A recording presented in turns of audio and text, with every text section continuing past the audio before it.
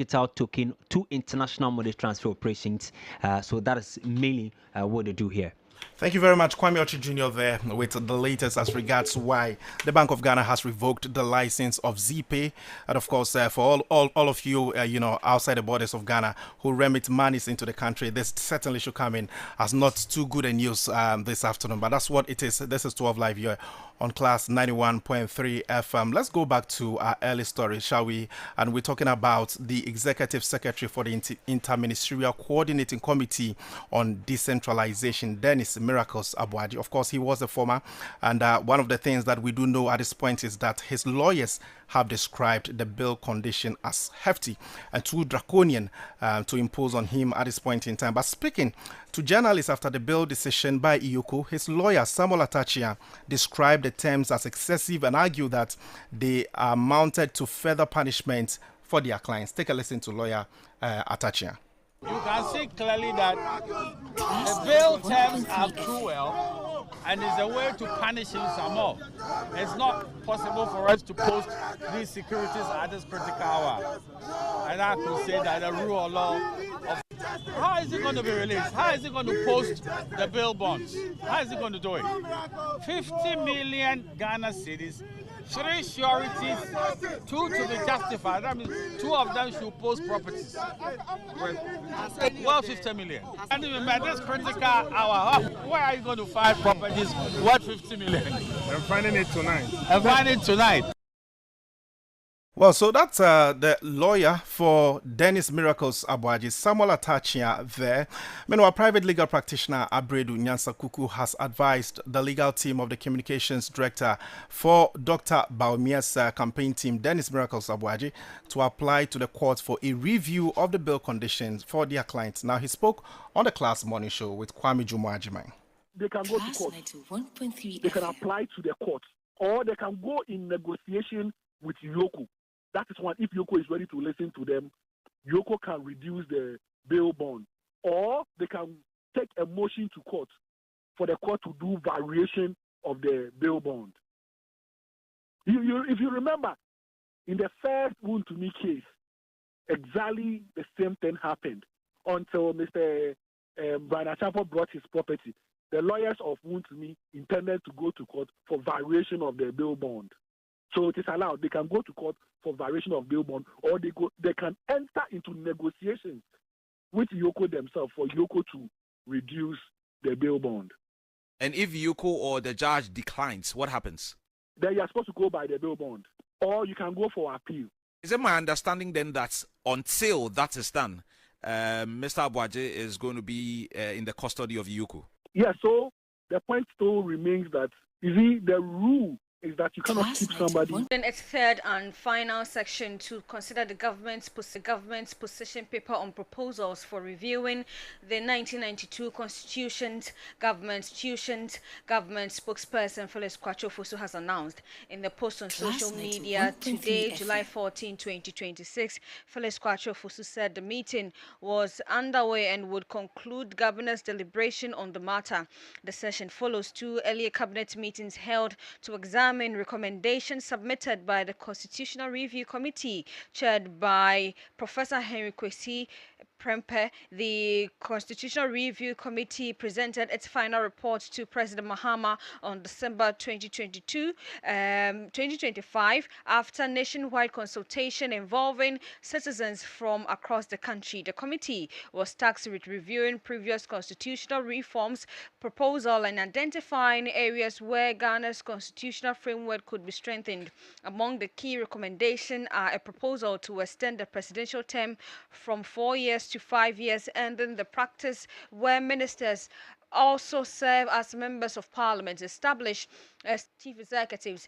President Mahama has said that the reform are intended to strengthen the 1992 John Mahama to extend the 6-week redevelopment exercise in the area to 1 year, arguing that as many families have nowhere to relocate. Residents Association said the community would resist any attempt by the assembly to evict residents without a proper roadmap outlining the relocation process and support measures. A technical committee, 10-member technical committee, 5 from the community and then 5 from the assembly. That's where we have reached now. And the issue is now about the what and what will go into the land. They are saying they will only put borehole and electricity on the land, and that's all. And they are giving 6 years, 6 weeks, already 3 weeks is gone.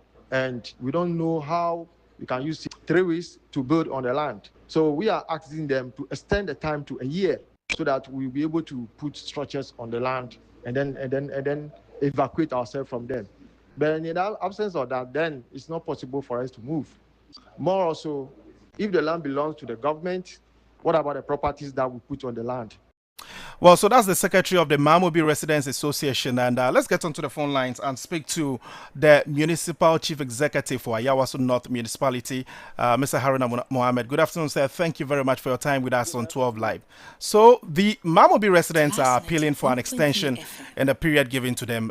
First of all, how are you going to react to it? Thank you very much for having me. I think the request being made by the people of the Mamobi Residents Association, I don't think we can give them that extension. It is practically impossible for us to give them one whole year to prepare prior to leaving the land. It is practically impossible. Why so, if I may ask? This is a negotiation we started not today. And the time frame we have given them, imagine from last year, 1st November was the deadline for them to move out of that place, which didn't come true till now. And you are asking me to give you another year? Meanwhile, government has allocated funds for the market. And the money is sitting down in the account. What will be my use if I'm not able to ensure government agenda materializes? I hear you have other engagements to attend to. So, I mean, this interview is going to be very brief. But before you leave us this afternoon, would you perhaps, want to sit with these residents, perhaps, and listen to them further? Because what they tell us is that a lot of the residents don't have anywhere to go as we speak now. Them, and nothing comes out of it. But currently, under the instructions of Shraj, we have gotten a five-member committee each. That is a 10-member committee from our side and the residents' side to sit down and see to the possible relocation, how the models, how it should be done, and whatever. So it's up to them to cooperate and then ensure they have a successful transition. All right, then, sir. Let me thank you. Let me thank you for your time this afternoon and see how things actually go. Welcome. And so here's the Municipal Chief Executive for Ayawaso North Municipality, Haruna Mohammed Awal there. And of course, this is 12 Live on Class 91.3 FM. Elizabeth? Finance Minister Dr. Kesela Toforsen is expected to present the 2026 mid-year budget review to Parliament next week, subject to parliamentary approval.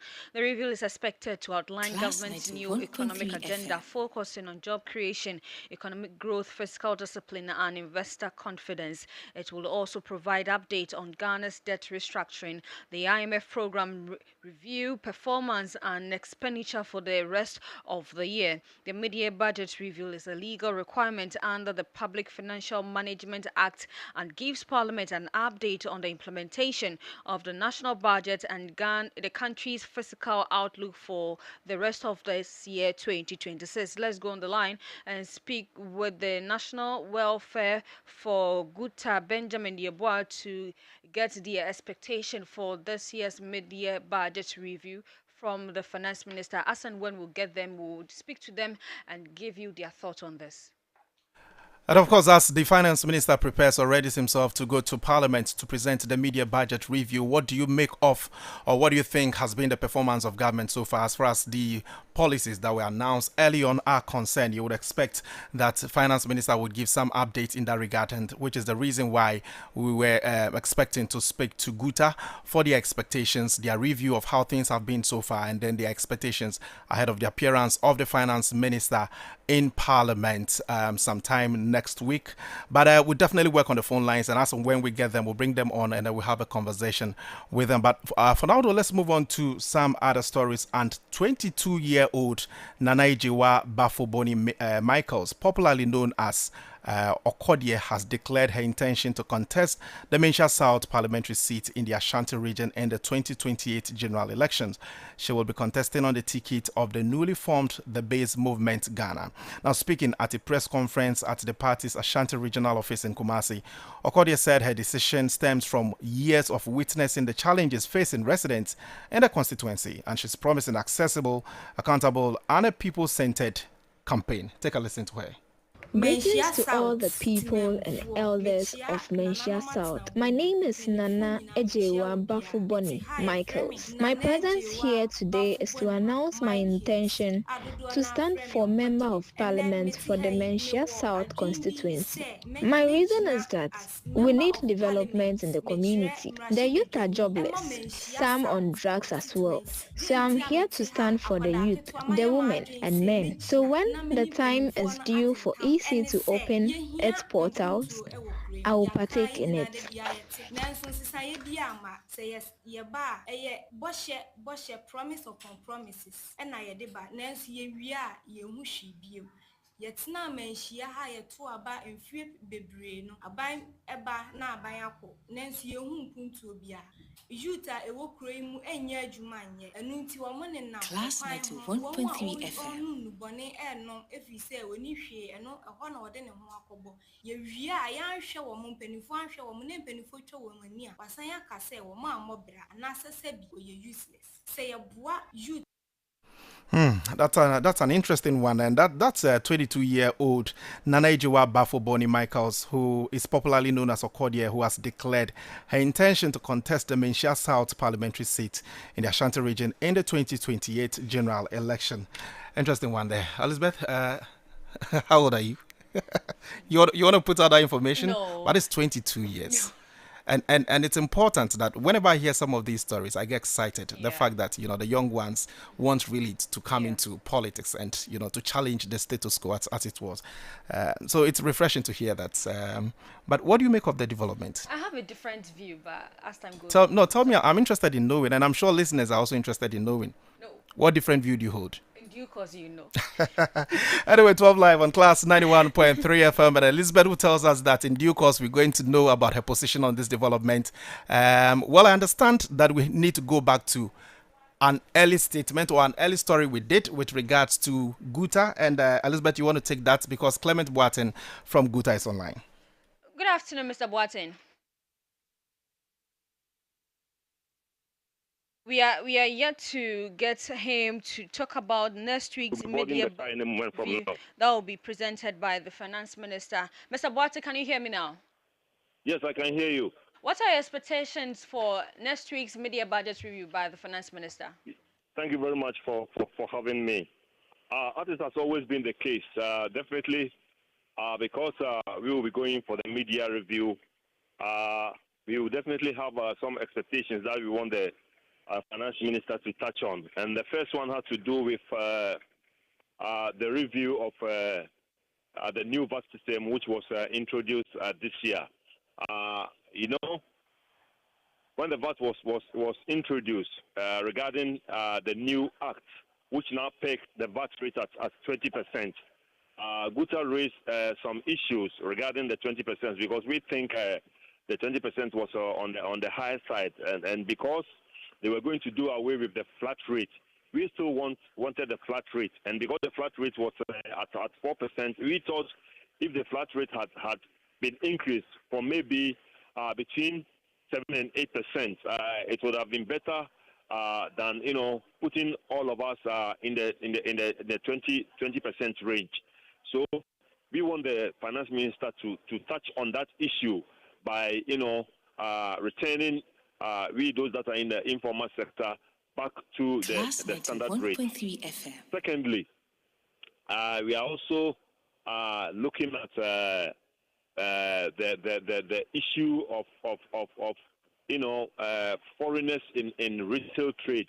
It's about time government takes a bold decision, to put that issue to rest, because we think there has been unfair trade as far as the retail business is concerned, and it's about time government help Guta in the crusade of weeding the foreigners from retail trade. We want the retail trade to be sanitized so that the indigenes will have its rightful place as far as the retail sector is concerned.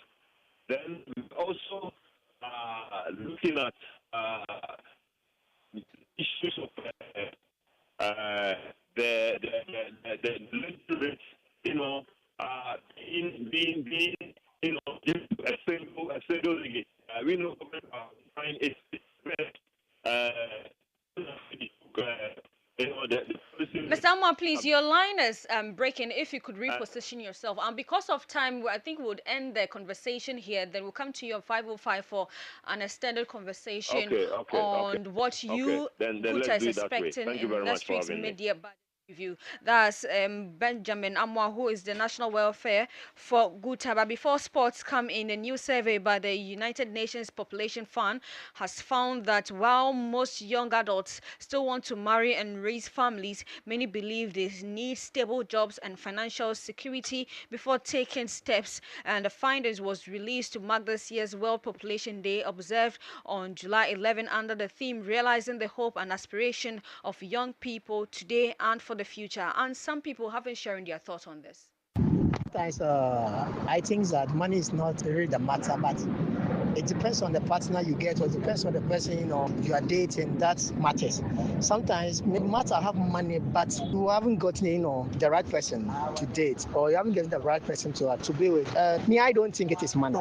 I wouldn't say money is the only reason. I would say it's a factor, or at least one of the main factors, because really and truly, you're not just catering for one person, you're now catering for another person, and then eventually a whole family. So in as much as who may say it's the only factor, I would just say it's the main factor. And sometimes it can be a hindrance because you may not be at a stage in your life where you may not even be able to fend for yourself yet to even think of fending for other people. Aside from money, people are also not mentally ready, because when you now say you are getting married to somebody, you have to try and put yourself aside. You had a section of the public speaking on the reason why they are not married yet. It's time for sports with Osborne. Class Sports. Get it first. Good afternoon and welcome to Class 91.3 FM. It's 12 Live and it's time for sports. France and Spain face off in Dallas today for a World Cup semi-final with a spot in the final on Sunday. While the French side has dominated the tournament with an explosive high scoring off, Spain has taken a dramatic route, relying on the clutch games. Now more in sports. Following the absence of the African Senior Athletics Championship in May, sprinter Benjamin Azemeti returned to the national team to meet the requirement. The Commonwealth Games Association of Ghana subsequently announced its final 40-member squad for Glasgow in Scotland. That's all for sports. Thank you. And that's a brief one, I should say. Yeah. But thank you very much, Osborne Kweku Anefi, there with the latest in the world of sports. But that's how we wrap up today's edition of 12 Live. But before we leave, though, are you ready to reveal your fortune? Reveal Scratch for Win is here to change your life for good. So just dial star 850 star 5 hash and win up to 1 million Ghana cedis or more in cash prizes instantly. It's easy, it's exciting, and it's regulated by the National Lottery Authority. So you just pick up your phone, you dial star 850 star 5 hash, and it's easy to play. You choose your station to play the game, i.e. Class FM. You select stake amount between 5 Ghana cedis and 2,000 Ghana cedis. You choose your lucky card out of 5 options, confirm gameplay, and enter your Momo PIN. You receive your game results instantly, and it's easy, fun, and exciting. So get ready to reveal, scratch, win, and live your best life with reveal, scratch for win up to 1 million Ghana cedis up for grabs. So as far as the processes are concerned, when you pick up your phone, you dial star 850 star 5 hash, and you participate. Reveal, scratch for win, scratch keke nedi sika say bam, and reveal is strictly for persons 18 years and above. And of course, that's how we wrap up today's edition of 12 Live here on Class 91.3 FM. But before we take a leave of you this afternoon, we told you that the Bank of Ghana has revoked the operating license of ZPay right here in the country. And my colleague Kwame Ochi Jr. joined us in studio with a copy of the statement released or issued by the Bank of Ghana. Meanwhile, we also brought you the story about the continuous detention of Dennis Miracle Sabuaji, where lawyers for him are actually, racing against time to raise a 50 million bail condition. We spoke to, or we played a clip of lawyer Abreu, a private legal practitioner, who says that they can apply to the court to vary the bail conditions. These are the stories that we brought to you over the past 30 minutes together with Sports Radio on Class 91.3 FM. My name is Charles Akrofi, and I did this with Elizabeth Aidoo. And remember to stay tuned to Class 91.3 FM, because up next is going to be the afternoon business review with Nano Yankra and the team. But at 5 o'clock, Kwame Ochi Jr. would also sit and bring you the day's big event or stories together with expert analysis right here on your favorite dial. But always remember to visit classfmonline.com for some more stories. My name is Charles Akrofi. One more time, I did this with Elizabeth Aidoo. Have a good